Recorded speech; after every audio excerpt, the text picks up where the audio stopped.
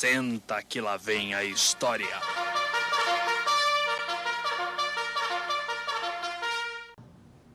Oi pessoal, eu sou Elcio Álvares Neto, faixa preta de Jiu-Jitsu, e eu vou contar para vocês a história do Jiu-Jitsu no mundo, no Brasil e no Espírito Santo.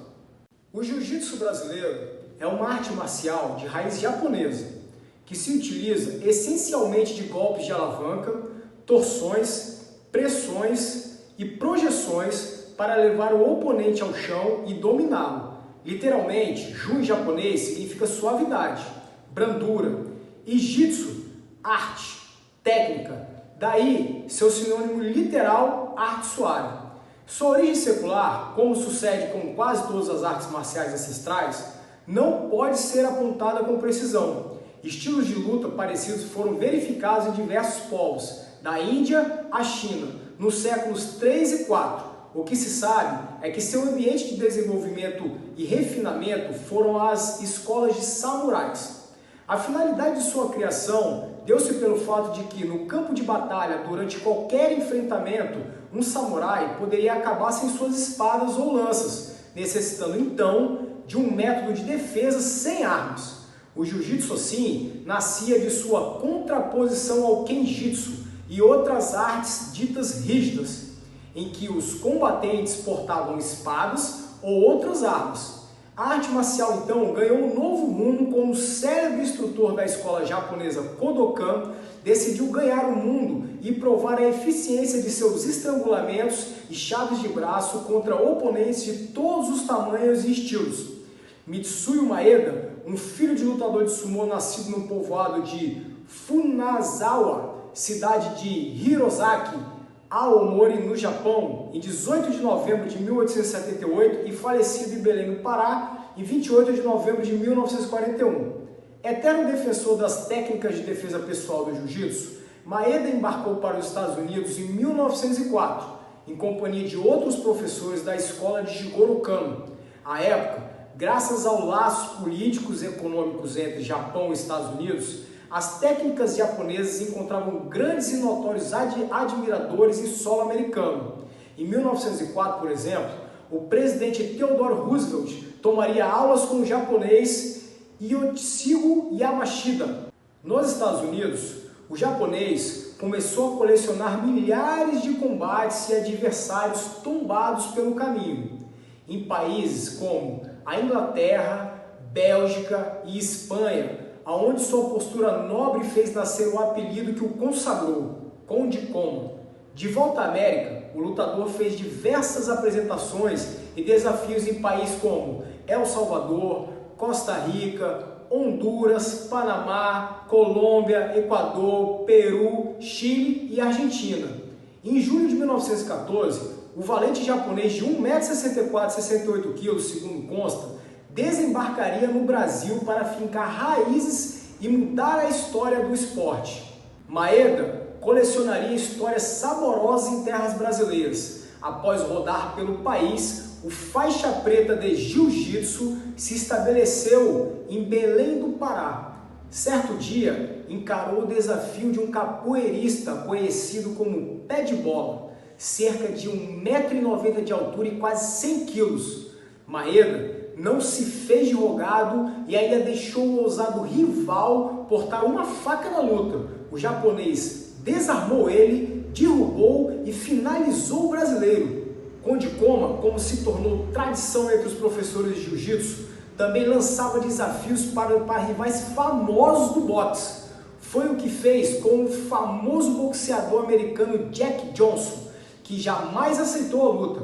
Foi Koma ainda que promoveu o primeiro campeonato de jiu-jitsu do país. Na verdade, um festival de lutas e desafios para promover o esporte até então desconhecido.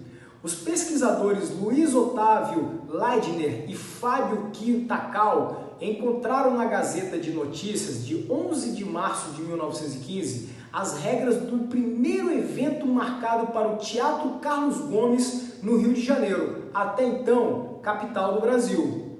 Como então anunciava as primeiras regras do nosso jiu-jitsu, um regulamento com 10 leis simples, que são as seguintes: Número 1.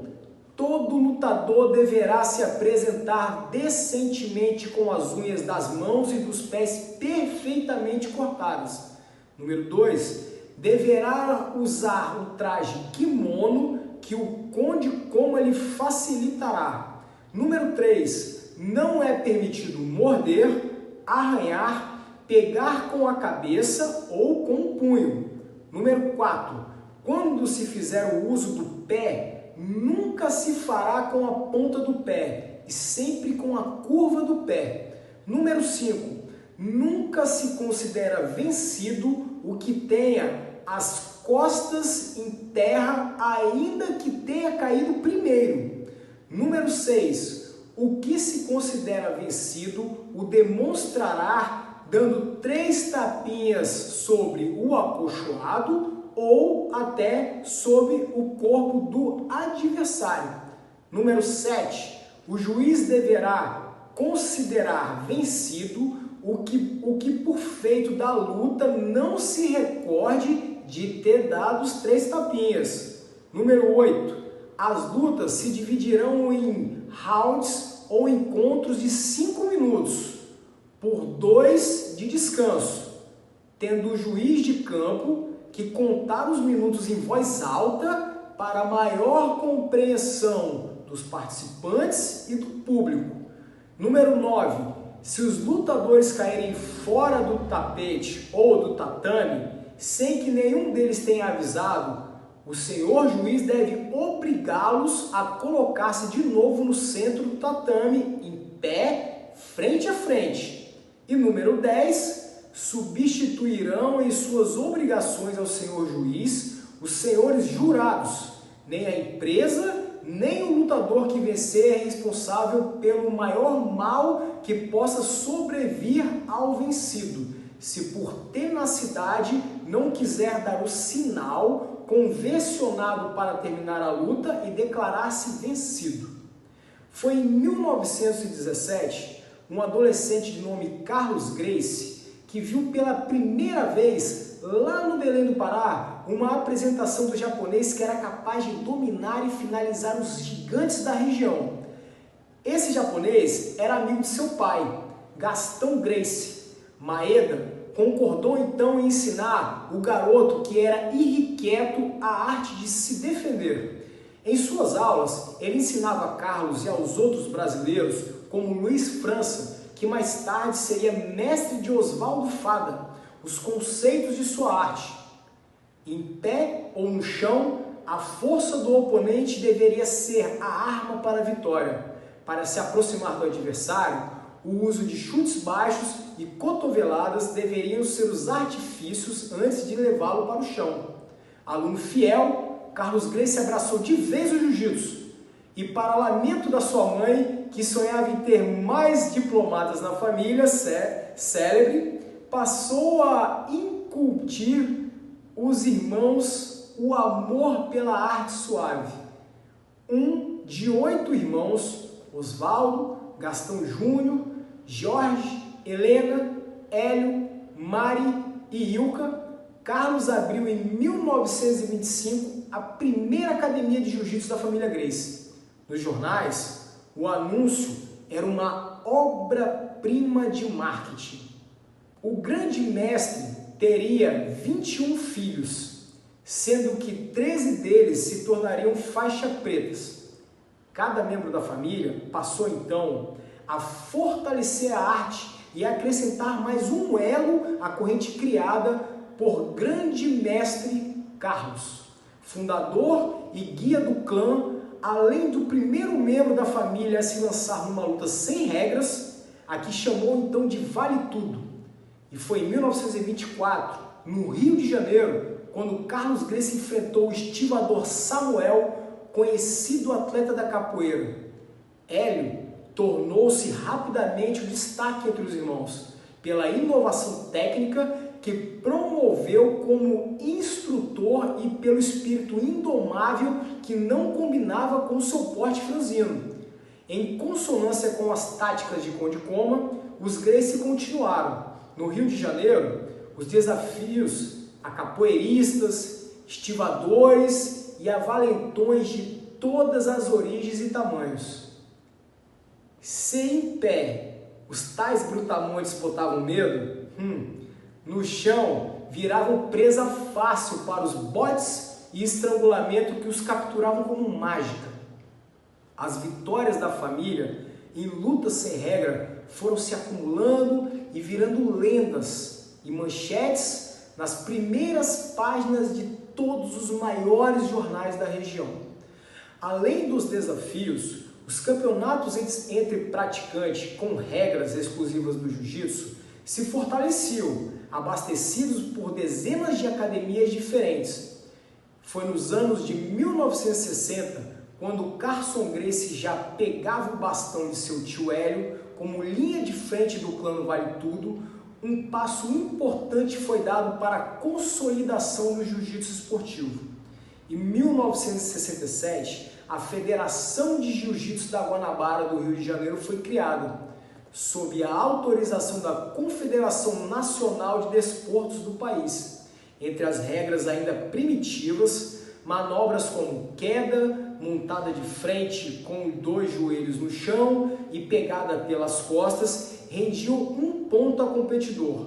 A duração dos combates na categoria adulta era de 5 minutos, com prorrogação de 3 minutos. O jiu-jitsu então ganhava oficialmente tempo e pontuação. Mas foi nos anos de 1990 que a arte suave teve um boom.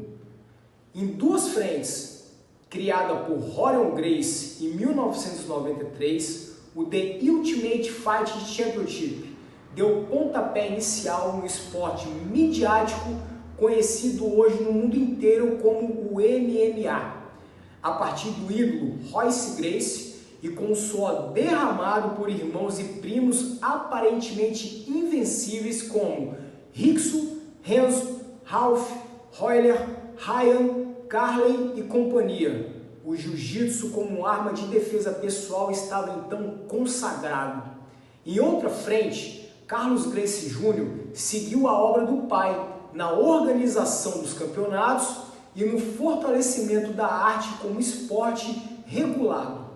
Estava criada assim então, em 1994, a Federação Internacional de Jiu-Jitsu, assim como a Confederação Brasileira de Jiu-Jitsu, filiada então ao Comitê Olímpico Brasileiro, que hoje promove torneios para mais de 3.000 atletas de mais de 50 países, como o Campeonato Mundial, realizado anualmente desde o ano de 1996.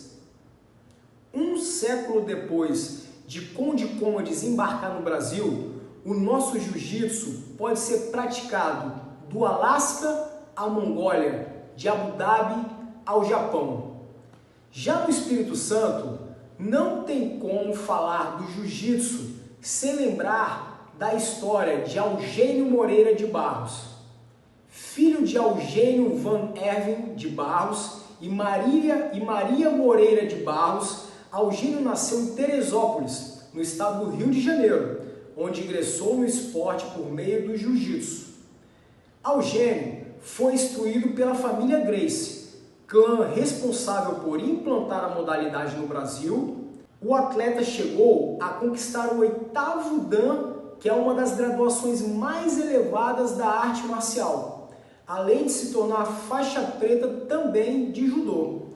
Na década de 1950, Eugênio veio para a capital do Espírito Santo, aonde começou a praticar jiu-jitsu no Clube Saldanha da Gama. Em 1958, seu irmão José de Barros também se mudou para o estado, para auxiliá-lo com as aulas de lutas. Com o sucesso, Eugênio resolveu abrir a sua própria academia, uma das pioneiras de artes marciais em terras capixabas.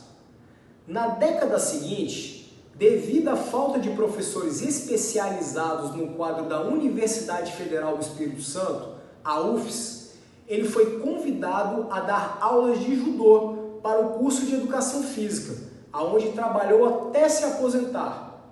Já no início dos anos 90, o jiu-jitsu deu um boom também no estado do Espírito Santo, junto com o sucesso protagonizado pela família Gracie no UFC, Campeonato de Artes Marciais Mistas, ou MMA.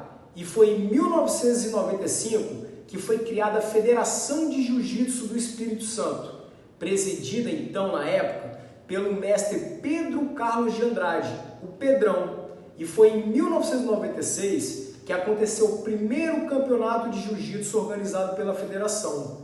Desde então, essa modalidade esportiva só cresce no estado do Espírito Santo e o resto dessa história continua a ser escrita por cada faixa branca que ingressa numa academia de jiu-jitsu.